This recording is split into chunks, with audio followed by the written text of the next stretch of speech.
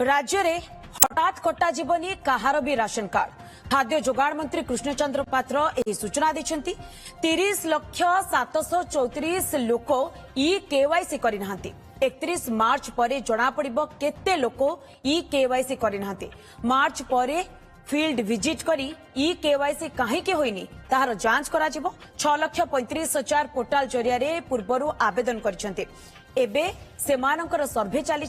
जहाँकि एप्रिल 15 सुधा सरिबो सर्भे परे नुआ राशन कार्ड हिताधिकारी राशन पाइबे बोली मंत्री कहते नुआ पोर्टाल खोली 50,000 आवेदन आसी बोली सूचना देछन्ती जोगाण मंत्री। देखंतु ई केवाईसी भी भल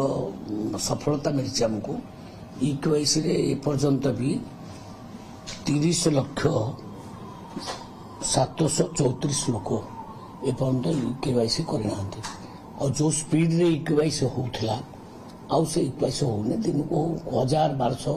ए टाइप रो लोक करचंती केवाईसी तेनु से 31 मार्च भीतर जना पड़िबो को माने रहिले ई केवाईसी कले को न कले फाइनल डिसीजन तापर नि आजबो जो माने ई केवाईसी लास्ट रे करिवे नाही से मानकर मध्य आमे घर को घर ऑफिसर मान जाइकिरी सर्वे करिवे प्रकृत से लोक माने अछंती ना नाहंती किंबा रहिकिरी से माने सरेंडर कर देले कि डिटेल आमे जानिला परे से गुडा को आमे राशन कार्ड रो काटिबो हठात काटिबो नै आमे पूरा फील्ड सर्वे करिवो फील्ड सर्वे कला परे आमे काटिबो।